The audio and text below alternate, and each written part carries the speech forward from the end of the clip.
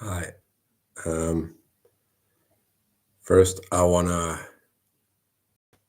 say it's really a pleasure to create this series. I am taking my time with each step here. I'm not rushing anything. I have taken a long time preparing for this, in the sense not that I prepared particularly for this live and made notes, but I have prepared by practicing this presentation over and over again. I'll not be doing this in a high pace speed, but I will be doing this slowly. I'll be doing it as though I'm making it for myself, because this is what I want in my creative process of actualizing my heart's desire. And I just want it to be repeated over and over and over again in my mind. And I want to practice it. And I want to go into the emotional state of my heart's desire in this manner. So I will give some theory, some ideas, some principle as to the exercise that I'm putting up, and then I will guide you and perhaps later,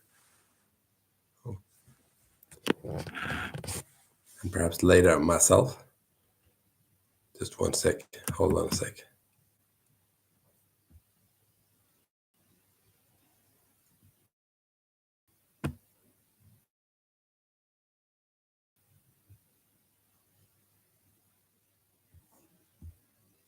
Perfect.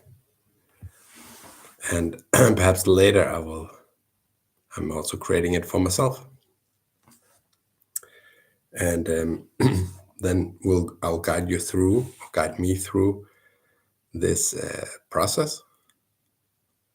And then we'll do some follow-up about the process and then go on to the next one. And of course, it's all part of it's not just random processes that can help you, in this case, feel your heart's desire as an existing reality.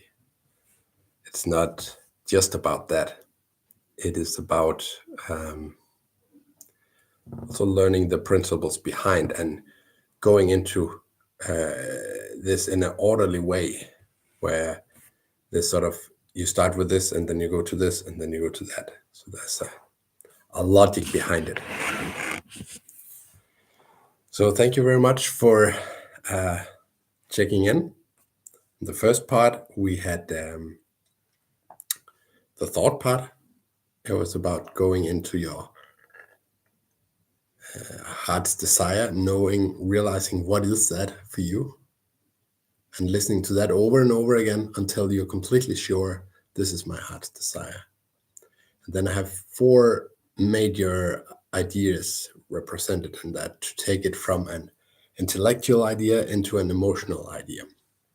But what I say in part 1 is really to make yourself believe it, because that's what we control with our thoughts. We take it from just cold thought, intellectual thought, into putting it with conviction into the thought. Or you could say, taking it on assumption that it is true what I'm thinking, what I'm saying to myself. So there are some tricks that we have used here. And one of them is simply the gold card and repeating your heart's desire as an already existing fact. Which means to say, I'm so happy and grateful, for instance, or I am so overjoyed that, and then you say in present tense, for instance, that I now driving my new Audi, or whatever it is that's your desire, your heart's desire, right? And so we say it in present as an already existing fact. And by repeating that, you're going to start to believe it. So that's the first principle and the first exercise you can do. Now, sometimes we can do more than that. So then there's 3 other principles that we use here. And one of them is simply concentration, with a specific application on that I explained in part 1, which is that you sort of, as Bob Proctor explained it, you break through the barrier between the conscious, which means the intellectual mind, and the subconscious, which means the emotional mind, where you feel things, right? And so through concentration. So as you start to concentrate upon your idea of what you want as an already existing fact, and you do that with all the concentration that you have, and even using the specific sentence that I gave you there, that was inspired from a Seth exercise from Jane Roberts, then you're going to start to feel something, right? And you're going to intensify your desire as well. So it becomes this white-heated desire, as Napoleon Hill explained it, this obsession of thinking about it.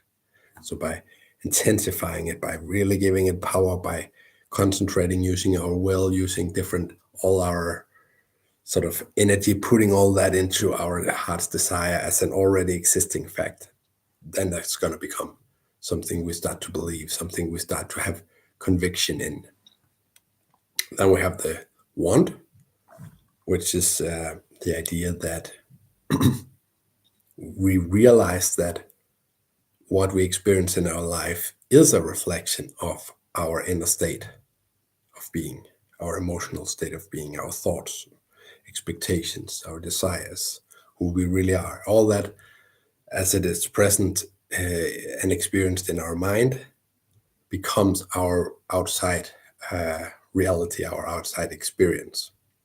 And so in order to change our outside experience, we only have to change our thought and our inner feelings.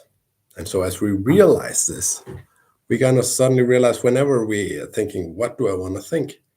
This is a potent thing. Whatever we think about will actualize. And therefore, we sort of sense this power that we hold.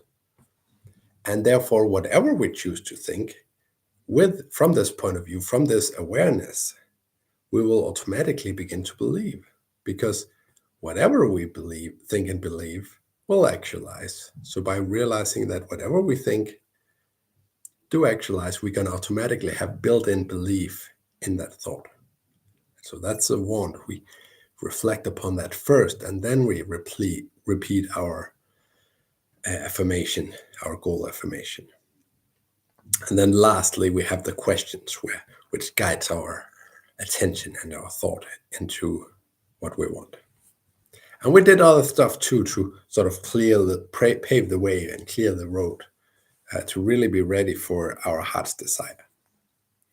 So that was part one. And now we're gonna expand from there, not only to build belief into what our heart's desire, but actually learn to speak the emotions of language more directly, not through some sort of truth or awareness we can have, but in the way that we speak about it,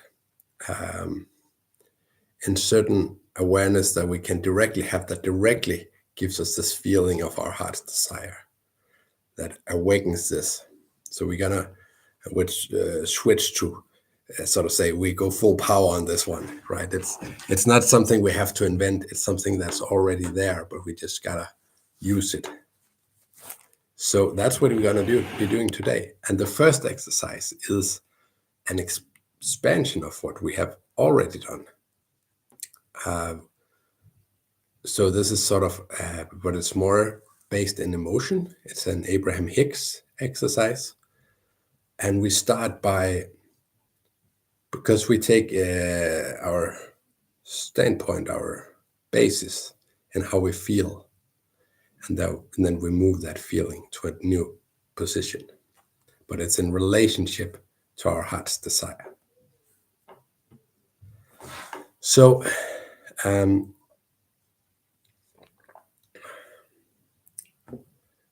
we're gonna first use the self-hypnosis. I'm gonna do a little analogy to explain why. So in Harry Potter 6, Harry Potter and Dumbledore are on the way looking for a piece of Voldemort's soul, which they need to destroy in order to destroy Voldemort, basically. And so they're in this really scary cave, and Harry's feeling a bit uneasy about the whole thing. So he says to Dumbledore, perhaps we could just summon this piece of soul instead of, walking in the scary cave for too long. And to Harry's surprise, Dumbledore says, sure, why don't you do it?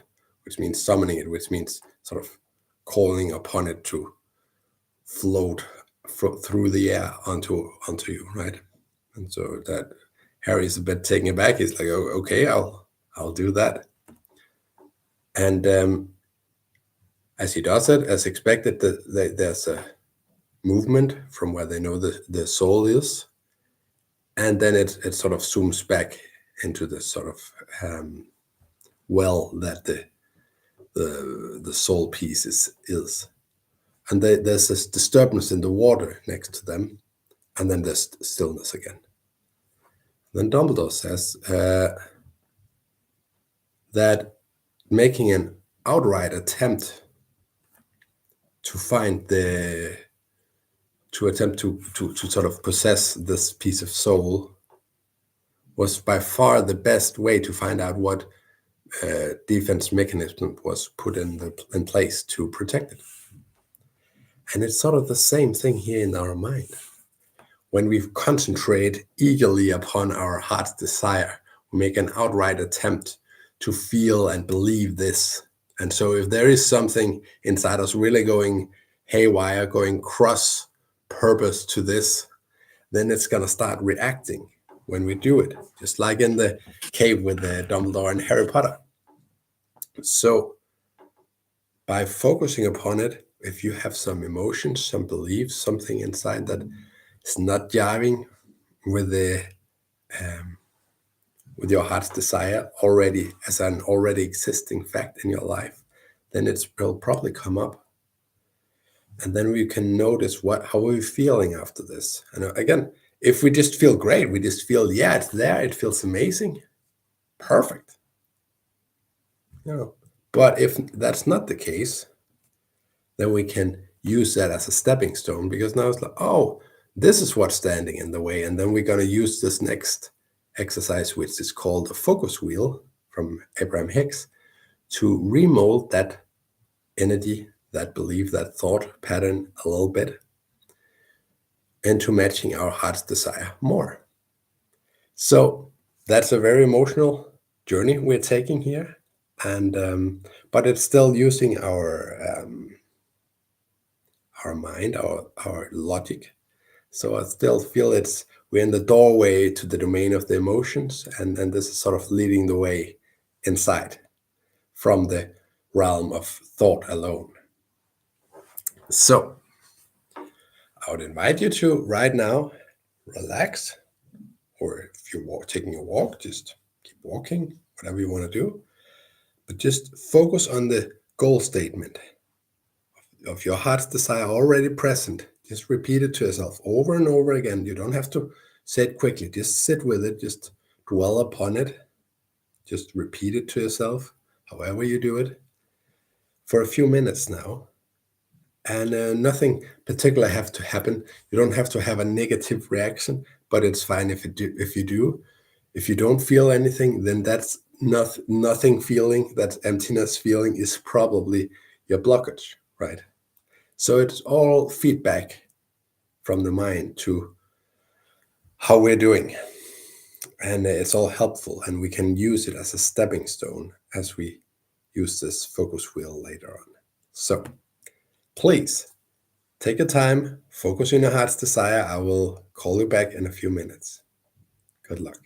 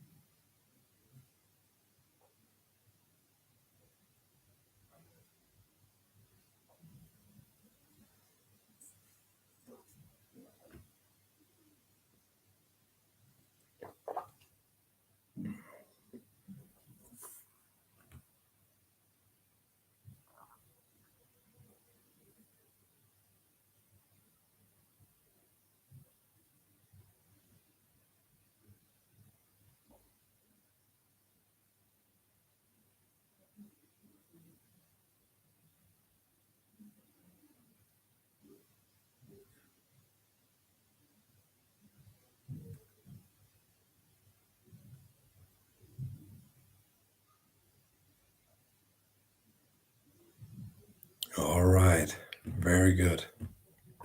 So just sit and relax.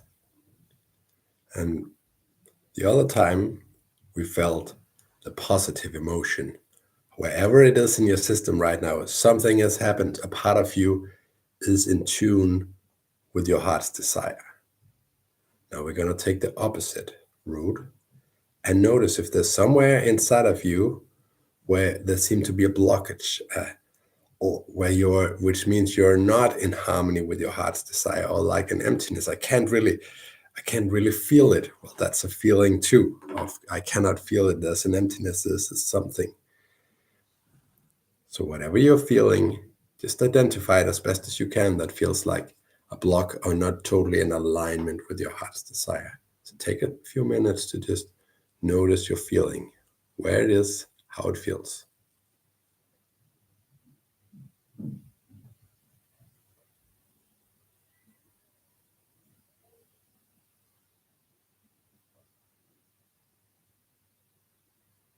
Now attempt to identify as best as you can, not doing a deep psychoanalysis, just as best as you can now. Feel, what does this emotion say? Is there sort of a viewpoint or thought or memory associated with it right now?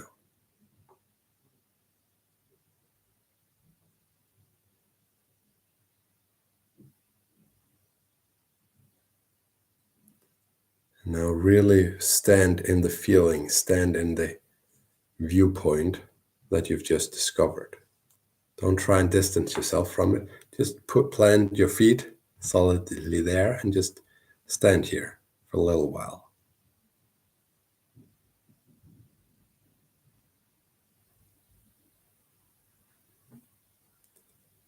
And then from here, knowing where you stand, knowing somewhat what it's about, and then looking in the direction of your heart's desire. Now we're going to attempt to say a statement that is closer compared to where you are towards your heart's desire, that will move, but that's still believable from this position of resistance that you feel inside.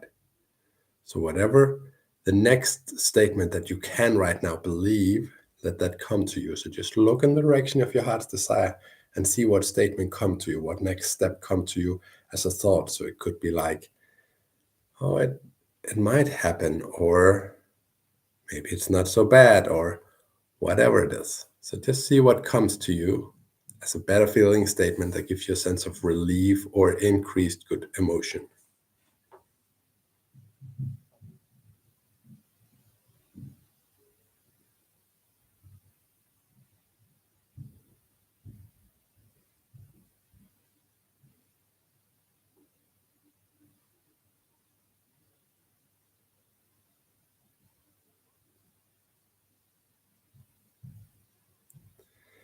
And then just focus upon that statement, whatever came to you, just focus upon it, sit and feel it, think about it.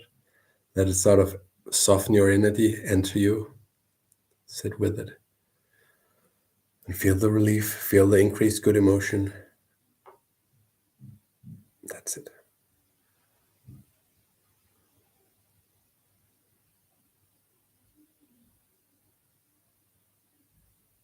Very good. Now, we have a new emotional position. We don't have to identify it as well. So we just look from here, however you feel right now after this new better feeling statement. You look in the direction of your heart's desire. It might even that you have triggered something else and you feel a little worse for a little while. It's okay.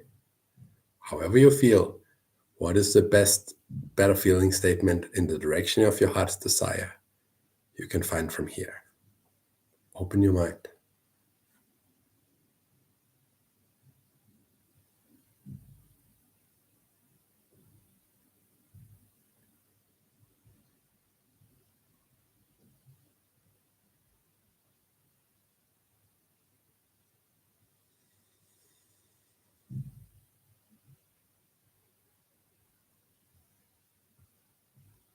Very good. And focus on your statement Focus on it.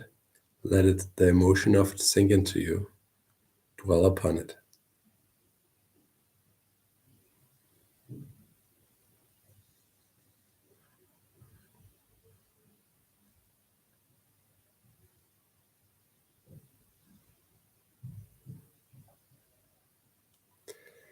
Very good.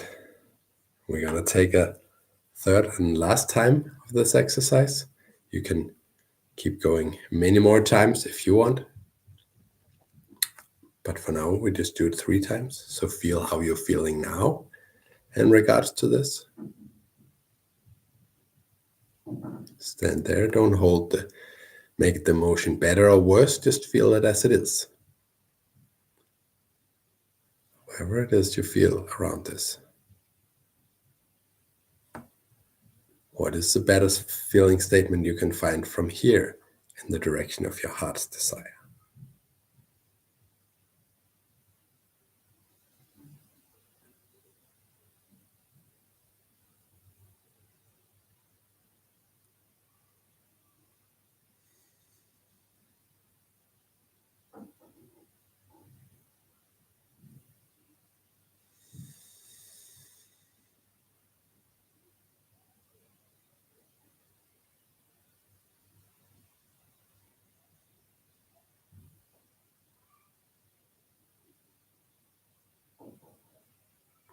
Very good. So that's the focus wheel. And now that we stand in a more positive emotional state to receive the goal statement, I would invite you to again repeat that for a few times, just perhaps 5 times. Repeat your goal statement as an already existing fact and see if you feel it a little more now than you did before.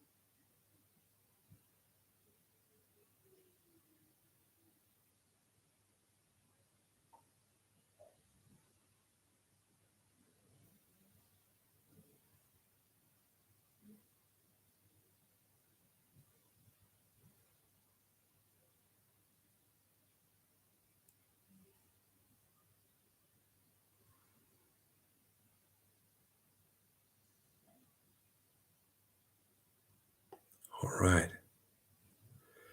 Well done. Clap yourself on the back. Give yourself a little pat, a little boost. Because it's not about where you stand. As we said, this is an adventure. We just move in the direction of our heart's desire. And as Abraham Hicks pointed out, if you stand in, let's say, Copenhagen, and you're going towards Madrid, and you keep walking in that direction, sooner or later, you're going to get there. Now, the problem is if you spend half of your time going backwards, thinking, oh, it's probably not going to happen, whatever. And it's not that you can't have those emotions, but if you don't sometimes take the time to then clean those up, then it will take you backwards rather than keep on improving, keep on molding the clay, as they say. And which means taking an emotional journey towards Madrid. And sooner or later, you'll find yourself there. You're going to find yourself feeling it more fully. So this is one of those tools that I could speak a lot more about. This is a rather, let's say, superficial walkthrough of the exercise. There's so much theory you can put on it, so much to say about it. It's a wonderful exercise, but I feel like I've given you enough knowledge on this exercise to follow through on it, to do it. And so if this feels good for you, if this feels interesting, keep using it. Put it on the back of your goal card. And if you don't really, you can't connect with it one day, there's some resistance up or something, or headache or whatever, then use this exercise either with the in order to get into a greater alignment with your heart's desire before saying the goal statement, rather than just sort of hammering your head uh, into the wall again and again, hoping that the wall will break. And the thing is, probably the wall will break, but sometimes it's easier to find a way around it or to tear down the wall rather than just trying to run over it or climb over it or run into it again and again. Sometimes that is the way, and that is the path of least resistance. However, sometimes the path of least resistance is sort of making this emotional journey and using it as a stepping stone by sort of realizing what sort of this resistance you have going on inside of you that hinders you from feeling this so fully. So you will, with a little bit of experience and intuition, get to know, is this a time for just power through using my goal statement, or is this a time for doing a focus wheel, or perhaps from part one, using one of your positive opposite affirmations that could put you into the state of believing, being able to believe that your heart's desire is a reality. So good luck with this. This is an excellent exercise, and you just moved your energy. And the more times you do it, the better you're going to feel. And sometimes we don't even have to go all the way into really feeling it right now. We just have to soften the resistance a little bit. Just soften it. Just soften it. And soon the stream is going to take us to where we want to be. All right.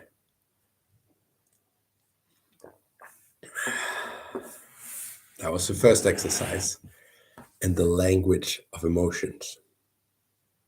Now we're going to go for another one, which we have in part already covered, but not in this manner, not where we have used it as a tool. And it's absolutely beautiful. And it takes you right into your emotional state. We use some of the awareness that we gained from part one and now using it as a tool to access our emotions, to get the hair to rise on our back in the positive way, to get the chills in the positive way, just thinking about our heart's desire. I had a coach of mine, he said he was capable of getting tears in his eyes just thinking about the beauty of his goal, right? And so can you. So I call this the three whys. Whys. And the first one, so you ask yourself, I'm going to explain it. The first one is your core value that will be realized or expressed through the realization of your heart's desire. So it's the one we went through in as your why in part one. So it might be love or freedom or generosity or companionship or family or loyalty or joy, whatever it is. That is your core value, your core motivation to move, to create what you want to create here.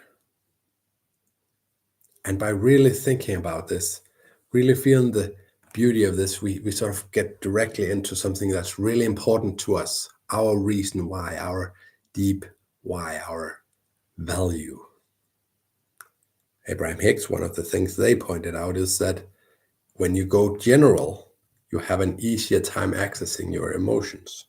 So going general would be speaking in general terms about your heart's desire, but it could also, as in this case, be talking about values or emotions, which are less specific, which means there are less things that might get us tripping in our minds in a negative trip that make me say, oh, I can't do this, or, oh, that will be really embarrassing, or it's not that specific. It's just freedom, or it's just love, or it's not something specific that makes us think, oh, this will go bad or that will not be a good idea. Probably. So it's less chance of that happening. And it's even our specific motivation, our specific value that we have now found, uncovered through listening to part one over and over again until we get really clear on this. So then we can use this, just ask, well, what is my deep down why?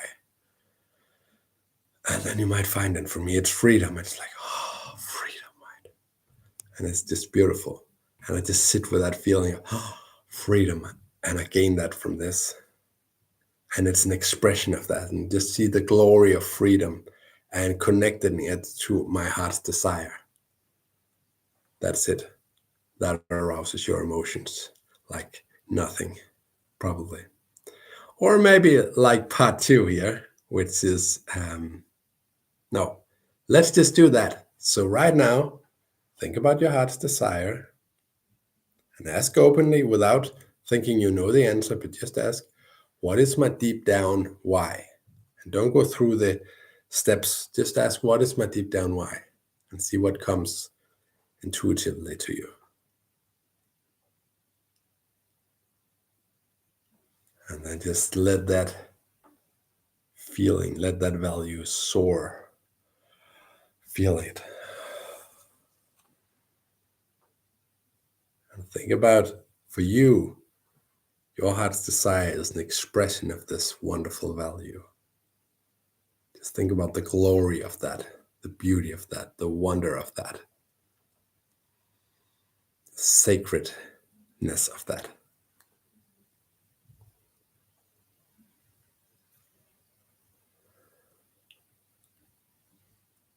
That's it. That's it. You feel it? We just shifted your energy just by taking this out. Just becoming aware, oh, this is my why. This is one of the vessels that we can open for, one of the ports, gates, and then the emotion starts flowing. The water starts flowing. All right. Part two, the second why, which is similar to the first one. This is your, who am I doing this for? Right. And let's say it's a project where you help thousands of people. It might just, sometimes it's really because of one person you want to help, and the other, you're happy about that, of course, too, but it's this one I really want to help. And sometimes it's because of all the children I'm helping, right?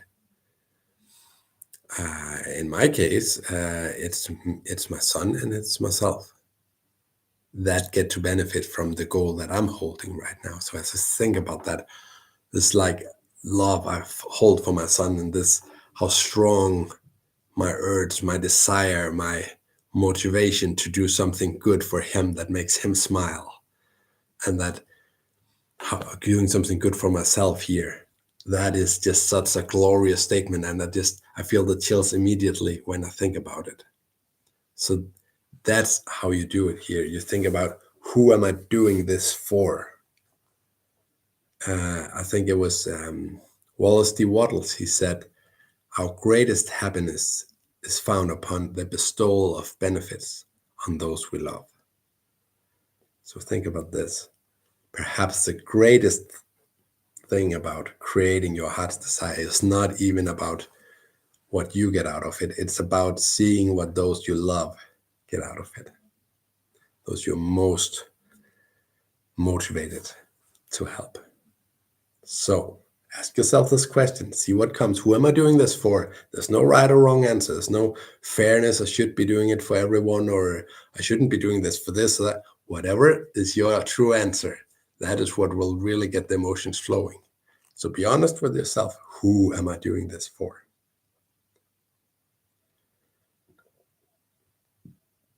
And feel it. And now see it as an existing fact, right? Seeing that joy or your own joy for this. Or just feel them, feel the excitement.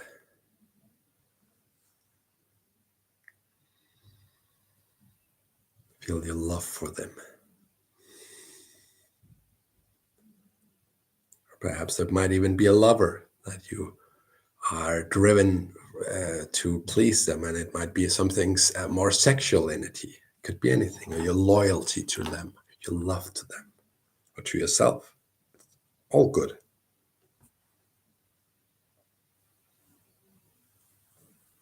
All right.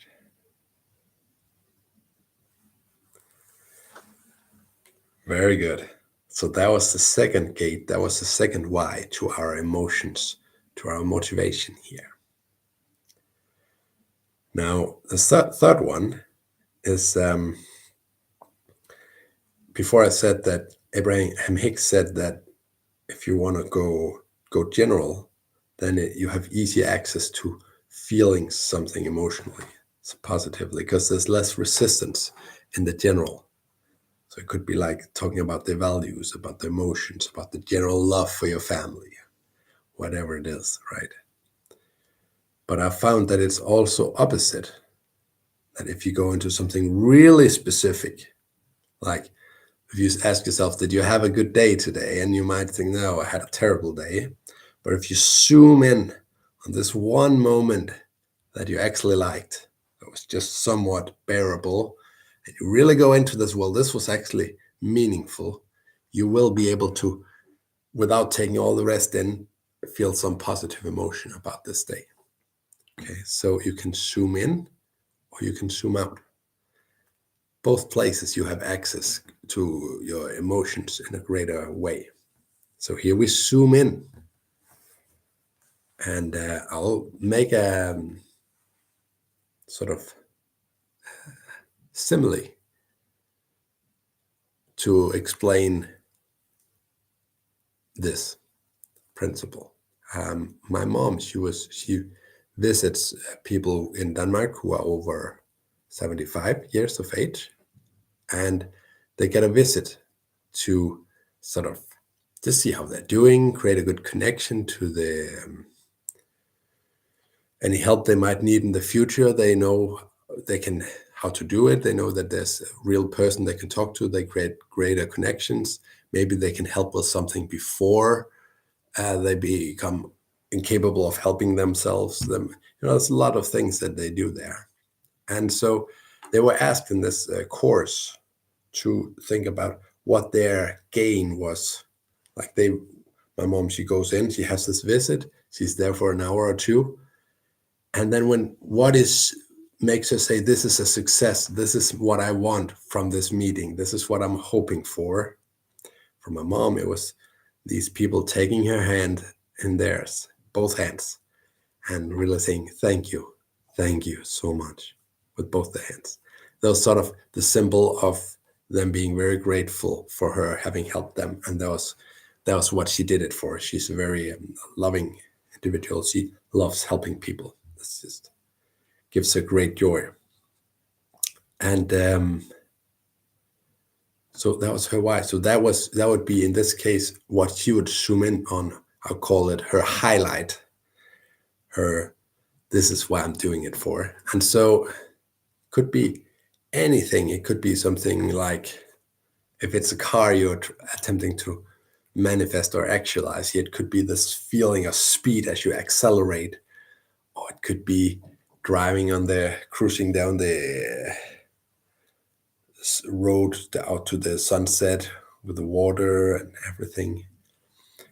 Whatever, this sort of this, like instinctively, like this is like the highlight moment. I would be like, whoa, this is why I'm doing it. Or it could be your kids being excited about this, or sleeping safely, or whatever it is coming up for you, or a romantic moment with your partner, or you just standing on the podium, or whatever. This is your highlight moment. This is what I'm doing it for. And it doesn't have to be something that seemed like the highlight moment. It just has to be your highlight moment, the good part of living in this reality. So maybe there's a few. Just think about it.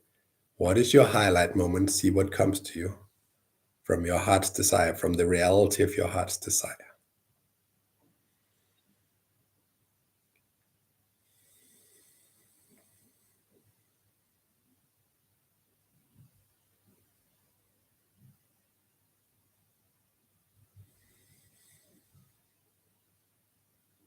Just zoom into it.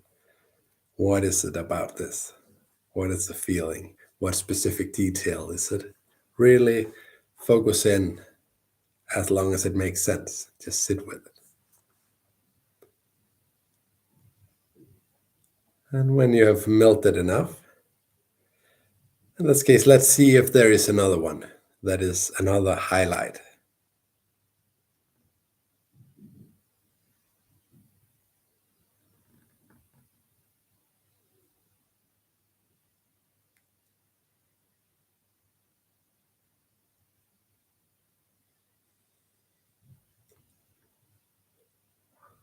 Feel the moment. Feel the detail. Whatever connects you. All right. This is so good. So you see, this is rather simple, but we just tune into the right taps, sort of, or the right gauge. We open them, and the emotion starts pouring. It's really that simple. Assuming that you have really chosen your heart's desire well, you have really felt this is what I really truly desire, and have somewhat prepared yourself for this by going through part one. But then you can really just open and close the gates to some extent at almost all times, and at least enhance your emotion of your heart's desire and feeling how good and wonderful it is. So, good job. And that was, you could say, was step two. The first was the focus wheel, right? Which suggest you put on the back of your goal card, because it's sort of going from something negative to something positive in the direction of your heart's desire. This one I would put under the questions. It is the exercise of using your questions, but then you just have the specific tool of my 3 whys. Sometimes you just take out one of them or 2 of them. Don't overdo it at a single sitting. Just take a little bit of time to focus at one of them. Just be like, oh yeah, my deep down why, or who am I doing this for? Just sit and feel it. Let the answer come to you and just focus in on it. That's how you do it, or the highlight. And maybe you get to love one of them more than the other, or maybe it's just different from time to time, but it really gets you in touch and tune with your emotions. So that's the first sort of part of the language of emotions that we're gonna go through here. So very good job. And now we are sort of really getting started. We're really getting into the core of this course of your heart's desire, the language of emotions.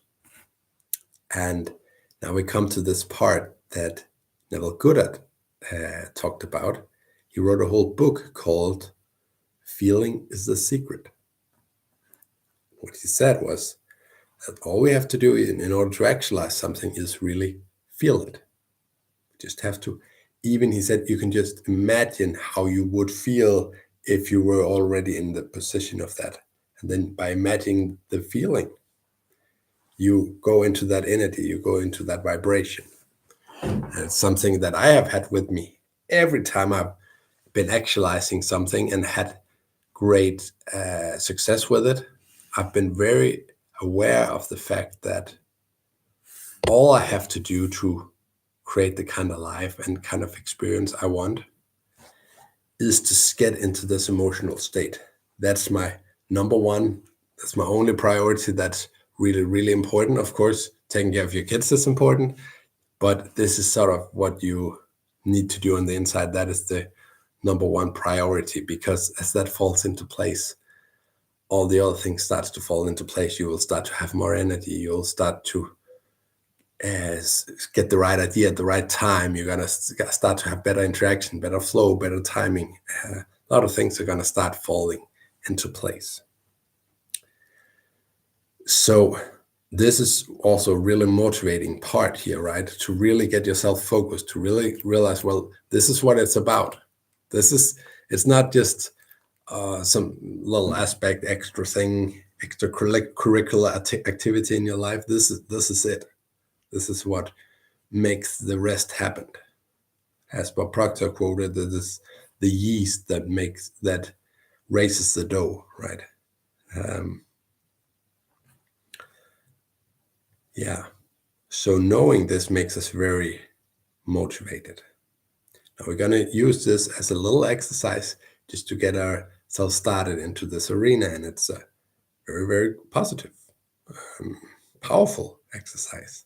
And it's a question that we already have asked you in part 1, but now we're going to use it with this knowledge from this understanding of the importance of, you just have to imagine your heart's desire, the feeling of your heart's desire realized, and then everything's going to start to come. So, what is the feeling of your heart's desire actualized? Let the answer come to you. Open yourself up. What is it? Feel it. Just sit with it.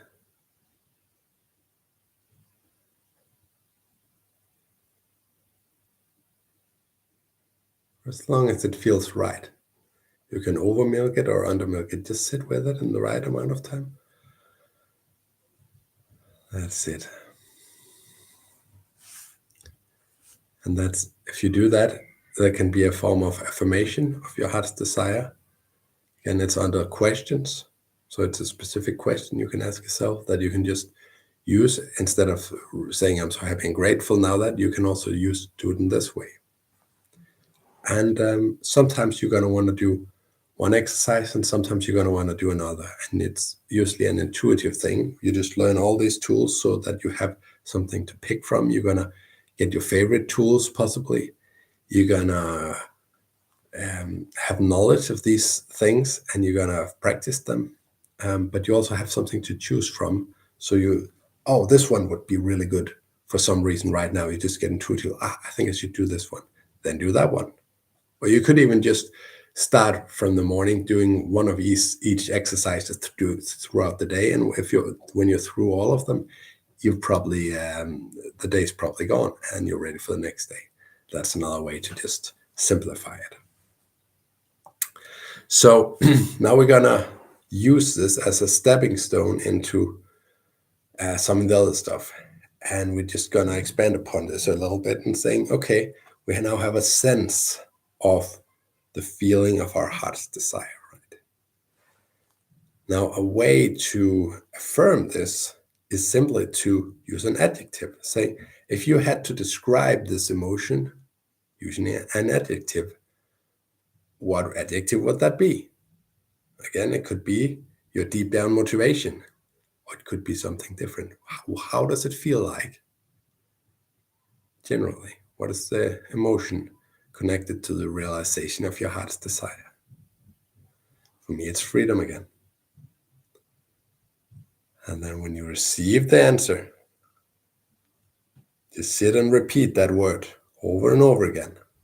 Just meditate on it for a little bit. Repeat it 10 times right now.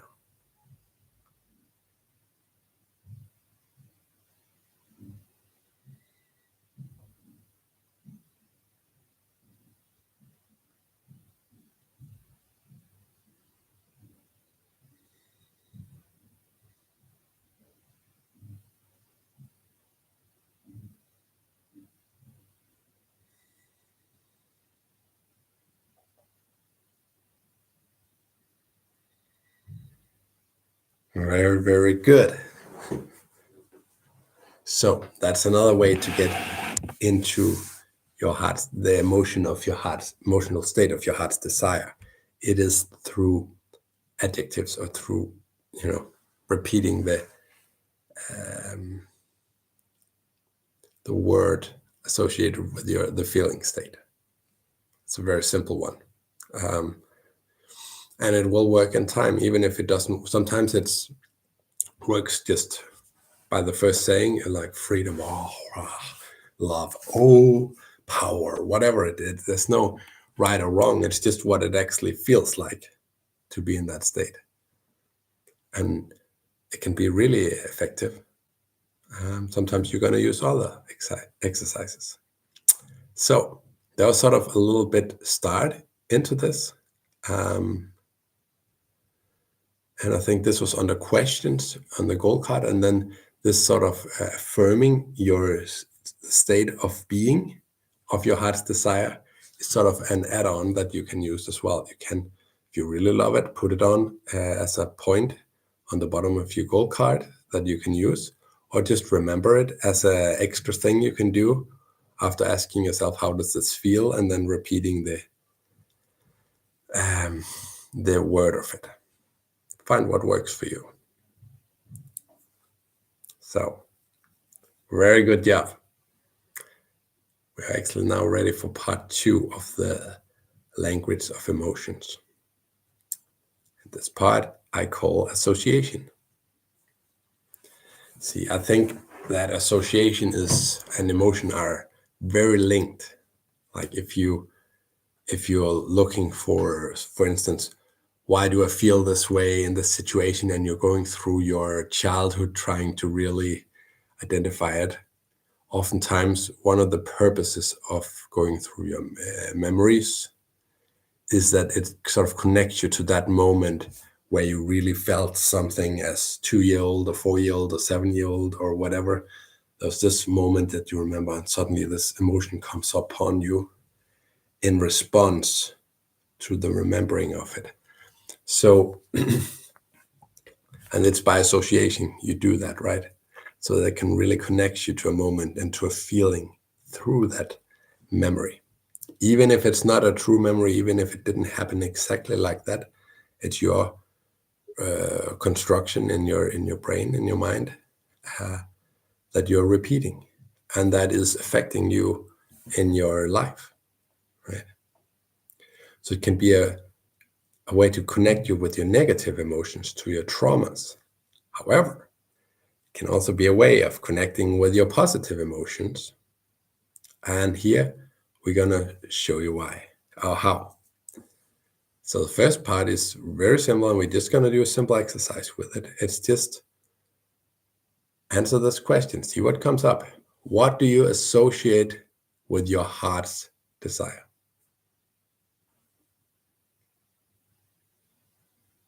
Whatever comes.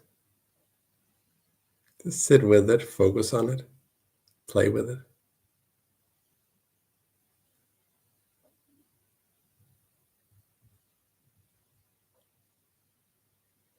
Yeah. All right. Now, that sort of opens your emotions, and it's sort of playful, and it just comes. You just ask you this question. It's like playing these sort of socializing games you play with your friends, like Never Have I Ever, or who got the most drunk, or who has had a threesome, or whatever you ask in your friend group. And then sharing this can be fun because it connects you to emotions, and it's like nice to share in this group format. So this association, again, you can use in socially again, and it can be really satisfying to bond with each other, saying, oh, it's funny you say that. In me, I associate this with that because of this. It's like sharing something private because it's the emotion and the meaning that is in your life. But it's also a way to connect to your own emotions, and you can use it to yourself, to your own benefit, to create your heart's desire, and not just repeating traumas, but you can also use it for this purpose, not just the therapeutic one. And so it takes a sort of the seriousness out of it. You just ask yourself a question and you play with it, and it's sort of fun. I think that's a really good way to do it. And it can be anything. It can be a symbol that comes up, like what do I associate with as an eagle? Maybe it makes no sense. It makes total sense. It's like the eagle of freedom or whatever, or it's a color, or it's a piece of music, or a scent, or whatever. And a memory, it can be anything that comes up that you associate with it. Now I'm gonna take the specific one of memories because this is so potent. We have many positive memories, and I know actors doing actors method. They use their memories to trigger emotions so that they can sort of feel really sad or tearful, or they can feel really happy. And then they don't have to play a certain mood because they are in that mood, and therefore they naturally express it through their bodies. It's the same thing here. So, what memories do you associate with your heart's desire actualized? Not negatively, where it's already actualized, and the emotion apart from it. What do you associate with that from your life? Hmm. Sit with it, dwell on it.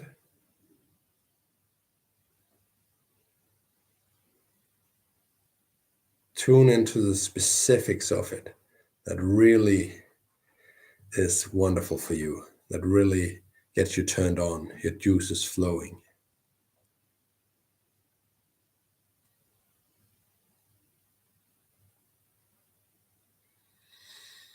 That's it. Very good. Again, it's sort of playful, it's sort of fun, and it's sort of deep at the same time, finding these associations. And it's rather easy this way to actually connect with your heart's desire. Again, this association principle, whether it's you ask for specifically for what scent do you associate with, what color do you associate with, what form do you associate it with, what you can ask specific questions like that if you want to have fun with it, or you can just ask, what do I associate with it? Just let it, whatever answer comes to you, and just let you tune yourself to it. And sometimes it's fun to not get the same answers over and over again, and have it be fresh and fun and play with it. Because that sort of playful energy where you do it just for the fun of it can sort of take this sort of negative sting out of trying to be in the emotional state, even though you think you're not, even though you're not there physically. It can sort of just be playing with it around these emotions that will actually be more effective because it takes the resistance out of the whole process. So that's one of the reasons why association is good. And the rest we've discussed already. So you can have it under questions, where you just know this is what question I can ask about my associations. Or you can have it as a specific, if you really like, think, wow, that was a really good tool, I really love using that, then put it in as a specific association, as a tool on your goal card. Instead of using an affirmation, you can use association to your affirmation. So this is just going really, really well, and I'm really excited. I love these tools. They are just so wonderful, and it's so simple. It still requires that you are consistent in it. If you want the full payout from it, it's harder to, if you only do it every 3 days, then it's harder to rise the emotion than if you are generally and oftentimes there. But if you take your time to it and you do it, let's say 12 times a day, 12 times a day, or a little more, you're going to have a relative easy time finding your emotions, getting them fired using these tools, fired up using these tools. So good job. Keep practicing them until you get experience and masterful skill with them. And until you feel like you're generally in the emotional state of your heart's desire actualized, before you move on to part 3 of this program, which is action. Now we're going to take part 3 of the language of the emotions. Again, we are in the realm of the questions we ask, but here we are as in how do we answer them. So far we have looked at one aspect of this, which is the adjectives we use. Adjectives can trigger emotion, no doubt about it. Instead of just saying, I see a lake, let's say you say, I see a beautiful lake, or it's an enchanting forest, right? there is more emotion to it than just saying there is a forest, typically, right? So you can use specific words that you love, both when describing your emotional state, but you can also do it when generally describing your heart's desire, saying, what is it like living here? What is it like now that you drive in an Audi? And then you can start to saying, well, it's just such a rush. I feel so free. I feel ecstatic as I wave to my neighbors every morning and just feel free. I can go anywhere and I can go so fast, and I feel really at home in this car. Like, you can use all these adjectives to make it more powerful, make it more emotional, make it more real, because it's the emotion that really makes it real, makes it believable, makes it important to you. It's not just words you're saying. So the first part is look at what words do you use. And there's the adjective part, but there is another part too that we're going to come on to later. So first, I would like you to just describe what are the best parts of having realized your heart's desire, and use as many adjectives as you can in describing it, or as carefully chosen adjectives as you can to answering it. Thank you.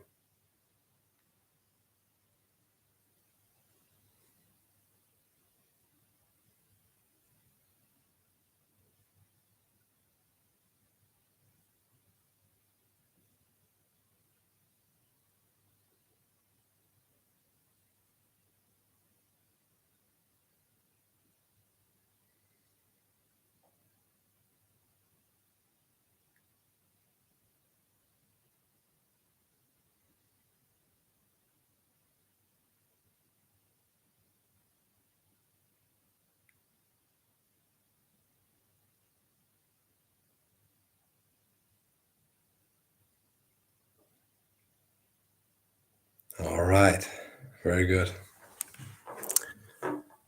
That can be so powerful. Now, if you have studied on the university, studied language or linguistics, I have not done so myself, but I've been told that this is something that are taught, and it can certainly be effective. They say, instead of just saying it's a beautiful lake, or it's a scary house, then try and by what's happening, or by features of the house, or describing features of the lake, try and describe by using image language, image descriptions, to describe what sort of atmosphere is there. So if you said like it was completely dark, I couldn't see anything, the floor was creaking as I went in, I was unsure of what happened, something like that. You're already sort of in a maybe not scary, but it's sort of, you are there, and so you create the emotions from creating these images in people's minds by describing what's going on. And you can do that by using metaphors. Let's say, in my case, where my deep down value is freedom. So I say, and the emotion is, so what is it like to have created your heart's desire, Mikkel? I might say, well, it's like being completely free, like a bird spreading its wings. It's like standing in front of a big buffet and being able to choose anything I like, right? That could be two images that are just conjured in my mind and in your mind, that triggered emotions based on these symbols, based on these images that we created. And as they say, an image tells more than 1,000 words. And there's really something to that. So right now, attempt to create images in your mind and descriptions. It might be metaphors, or it might be just describing details about it, about your heart's desire. When you answer, or it could be generally describing an emotional state using metaphors. So first, what is it generally like having created your heart's desire?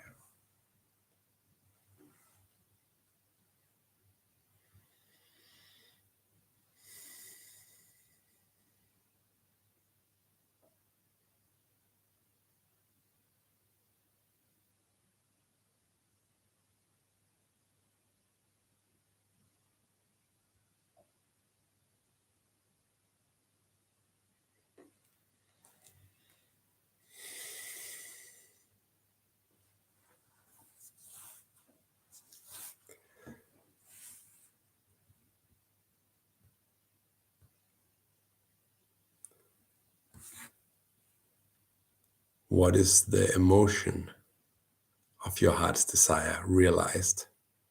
I'll describe that using these descriptive images. Not just say the word, not just the adjectives. You can use adjective, but also use a symbol or a metaphor to describe this emotion.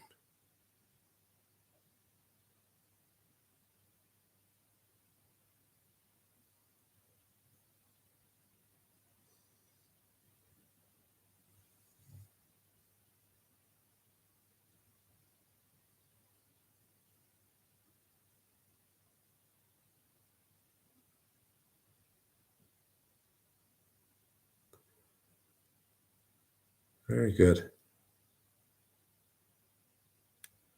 Sometimes you want a big description, but sometimes just keep it simple. It's like I'm free as a bird, or it's like being wrapped in a warm, cozy blanket, or it's like walking on water.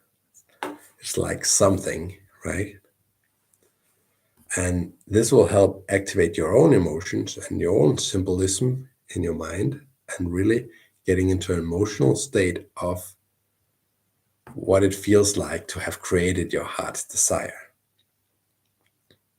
It's just something you can practice and become better at. It's like poetry or music that's designed to speak to your emotions if you don't know it. So you can use this knowledge in your life. Like, what kind of music do you generally listen to?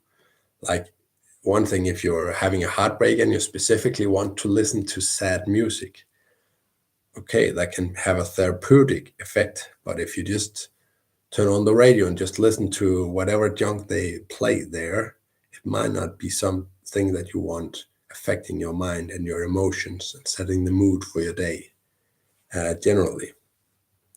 So then you want to be more selective, as in what kind of mood do you set for yourself through the kind of melodies, but also what kind of uh, picture images that is created through the music. Even if you're not listening that carefully, it still affects you. If you're on a date, you can use it. You can get yourself and your date to see yourself in a nice position, or going on a vacation together, or some kind of, you create images in each other's minds that seems nice and beautiful. You ask them questions about what do they like, why do they like it, what is it like, how would they describe that emotion, or whatever, and you can get them to create emotions and pictures for you. And so that's more effective communication. That's, as Neville Goddard said, when we talk to the subconscious mind, the emotional mind, we don't talk as we would to a slave, we talk as we would to a lover. And that sort of opens us up to the last part of this language of emotion, which is not just the kind of words we use, but it's also the tone of voice that we use to say it.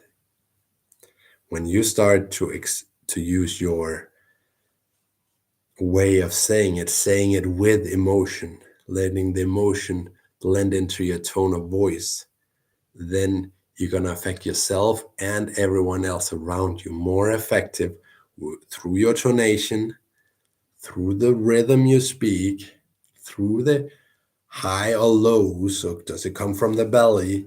Do you feel the emotion first and then speak, or do you just speak and try and say something and try and say it really fast?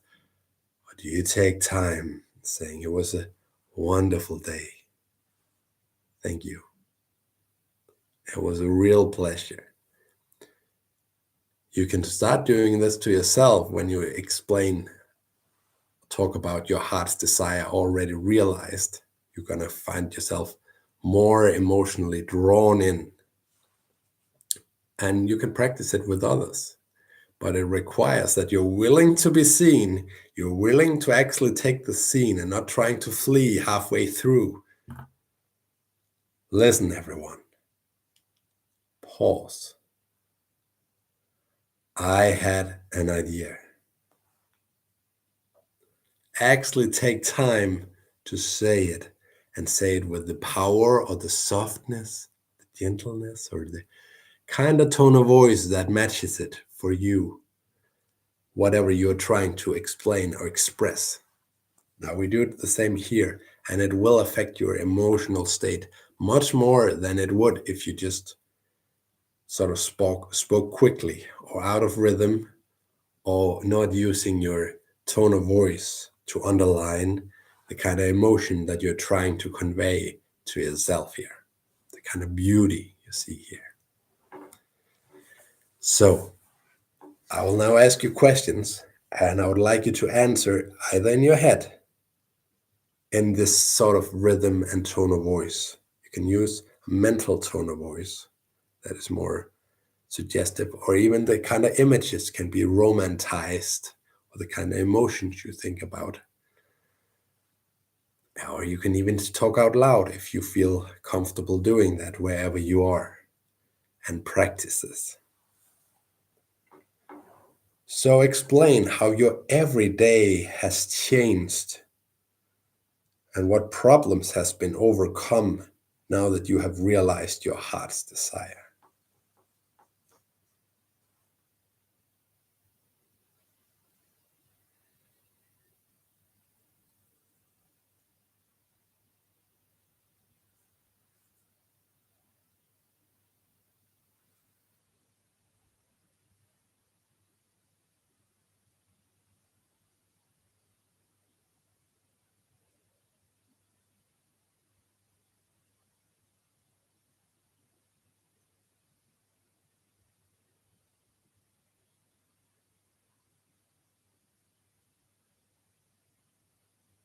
Very good.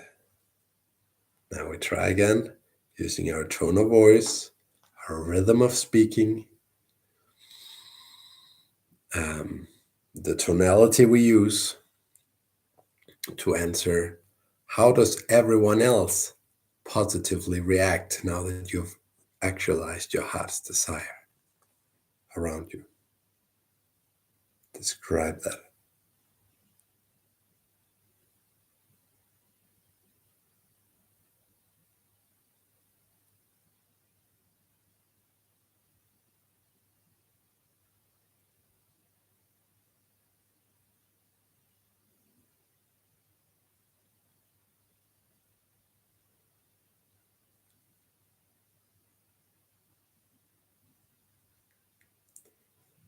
Very, very good. So practicing these language of emotions can actually help you become more masterfully at it and do it more habitually. And so in this period where you every day listen to this language of emotion part, and you learn all these principles about, let's say, your whys, your deep down whys, your motivations.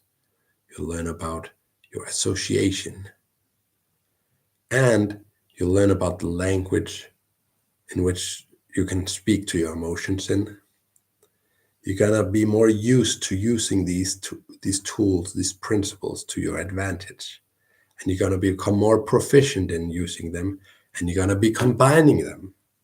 You start to speak more rhythmically and with sort of heart in your voice. You also start using metaphors at the same time, or well-chosen adjectives, right? So we combine it all, or you start to use free association. Oh, this really reminds me of a great dinner I had. Of course, sometimes it's not appropriate in social settings to just talk about what you associate with it if we're talking about someone else. If they're telling their story and they want to be heard and seen, you probably want to really listen to them and ask more questions and really get a grasp upon what they are saying before jumping over. See, that really reminds me of this. But when you do it with emotion, they'll probably also feel heard and seen because they know that you're really invested into the story enough that you tell a really emotional thing back. If you just say something random, they will not feel heard and seen. But if you speak with emotion, they will more likely feel heard and seen, I believe. So, we have as ending exercise here, and then we have one more exercise before leaving the topic of your heart's desire, the language of emotions. So the last one here is where you combine all these tools that you have learned here. I just want you, we could call it your story about your financial or your health or your whatever it is that you're working on as your heart's desire. So whatever you're working on here, tell that story. It doesn't have to be exactly the same every time, but explain it using these metaphors, using these associations, using these memories, using this tone of voice, this rhythm, whatever. And I want to say this generally, if you slow down a little bit when speaking and go a little deeper in your tone of voice, can often be more effective.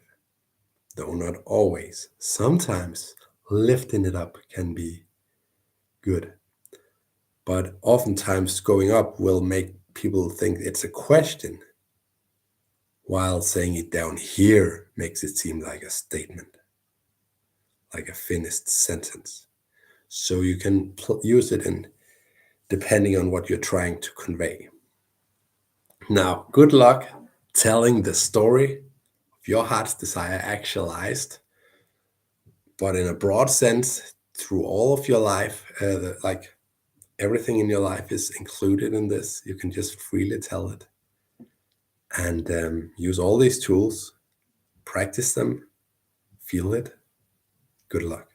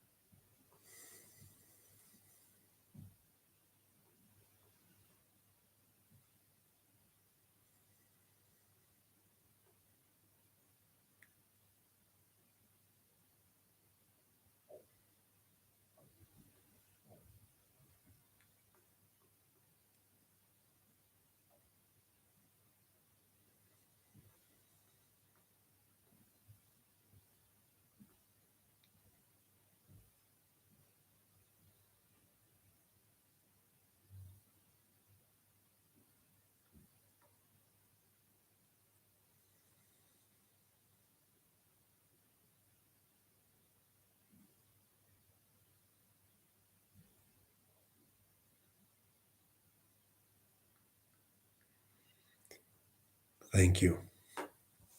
And thank yourself for this story. And that will be the clue to the next and last part of this process, which is gratitude. I feel like it's impossible to go around a full program in this without mentioning gratitude. Gratitude is something that connects us to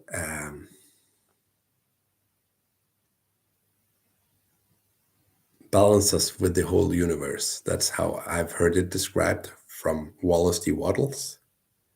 He said the whole process of mental adjustment and atonement can be summed up in one word: gratitude.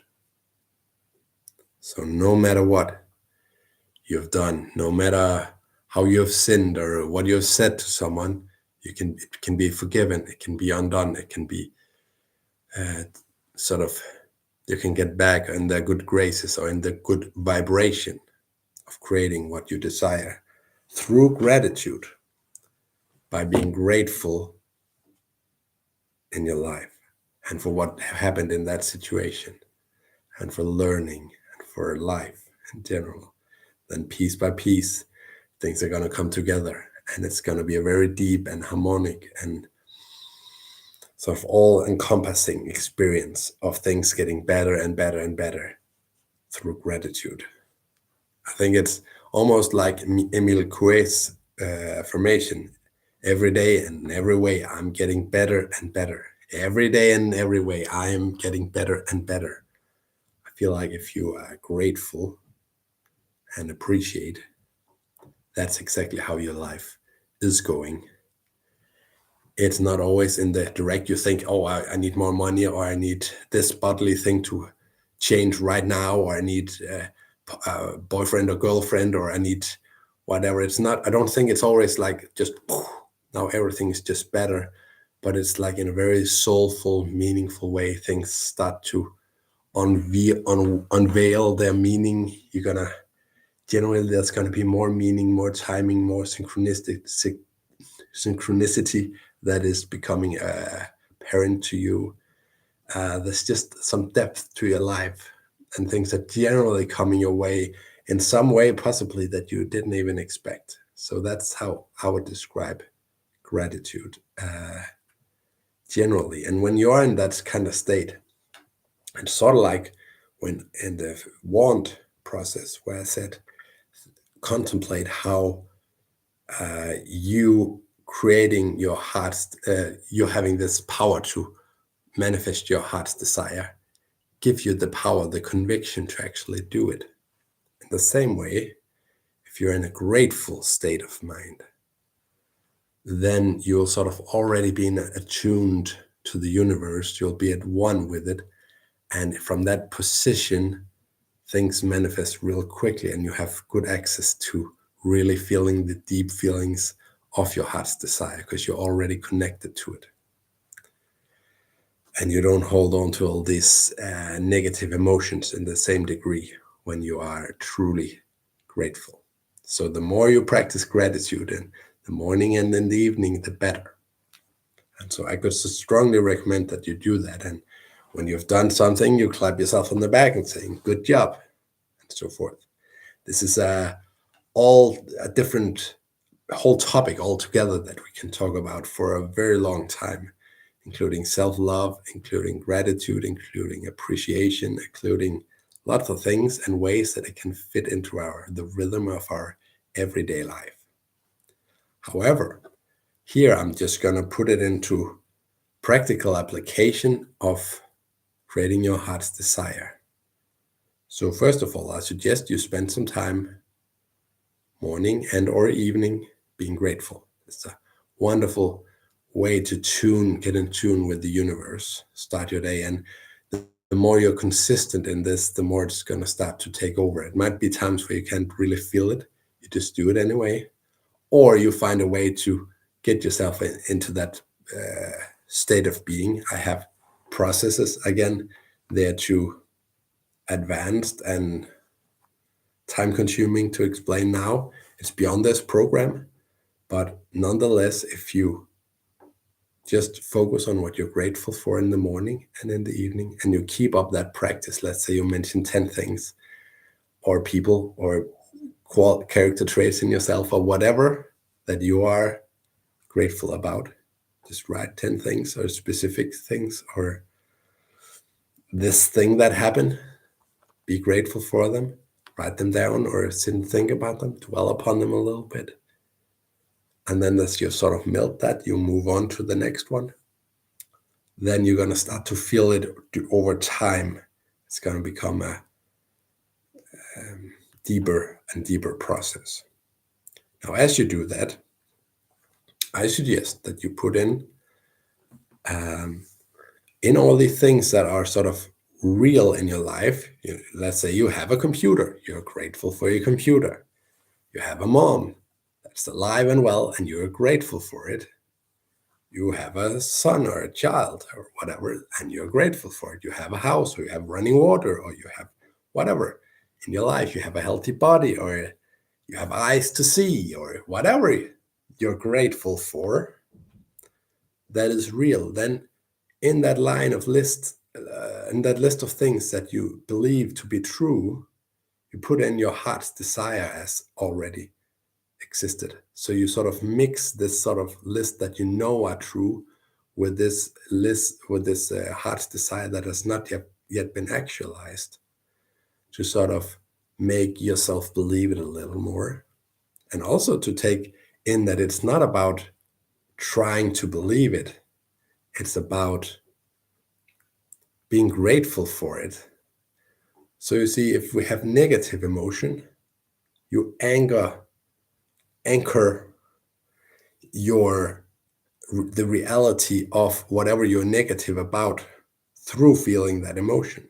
If you're grateful for something or happy about something or feel the delight or the ease or the safety or whatever in something, then you anchor that reality through that emotion in place as well. So by being grateful for it and thinking it's not about trying to make it be, because then you focus on the lack of it, but it's more about being grateful. Take it a step further. I'm not trying to make something happen. I'm grateful for what has already happened. And by making this list and then putting in your heart's desire in the middle of things that you already have, then it's going to become more real. And your sense that it has not happened will start to diminish. So that is my suggestion here. And right now, I invite you to find 5 things that you're grateful for.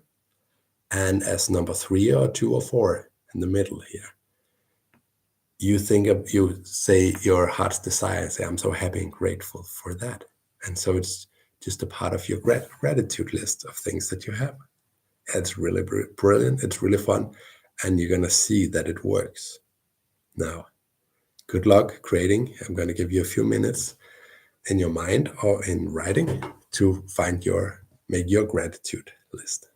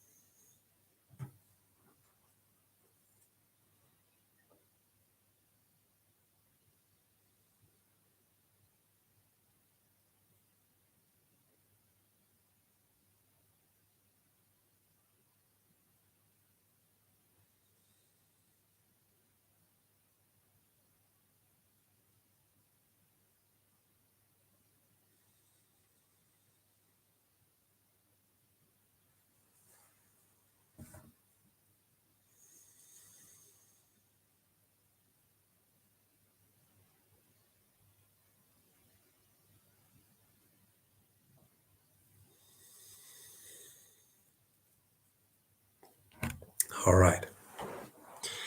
So That was the language of emotions. That was a lot of information. It was somewhat on the same topic here of the language of emotion. So it wasn't, there's a lot of specifics and details to this, but it's also a lot of the same, just in different ways that we've spoken about. So make sure that you get these details down as much as you can. There's more that could be said about each of these topics. But this is, I feel, the essentials and that you need in order to be able to work with it yourself. So repeat it, listen to it over and over again. So this becomes part of your way of thinking, and you get a lot of experience with it by going through it and doing the exercises. And also you're going to, as well as you did with the part one, you get reminded to use your goal card. It becomes natural because you've heard about it, you've been thinking it in this. So those are some good reasons to keep on listening, keep on getting in it. So you automatically, through your subconscious mind programming, you'll automatically start to use these tools.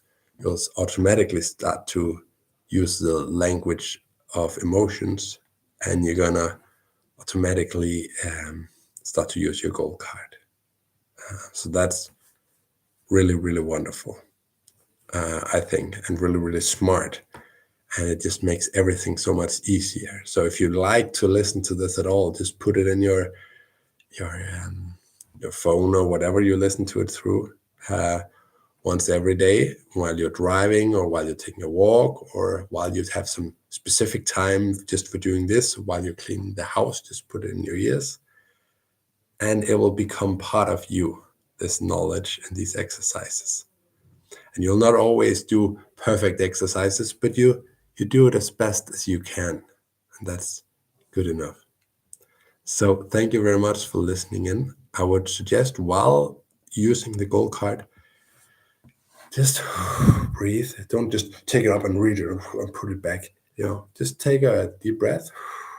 However you're feeling is fine. Don't run away from your feelings. Don't necessarily look for them, and then feel, what am I inspired to use? Is it the front of the card or is it the back side? Do I need just to work through some emotion through a focus wheel or through some of the questions where you reevaluate your beliefs or your thoughts about this topic, or using some positive affirmations that make you ready for the goal statement?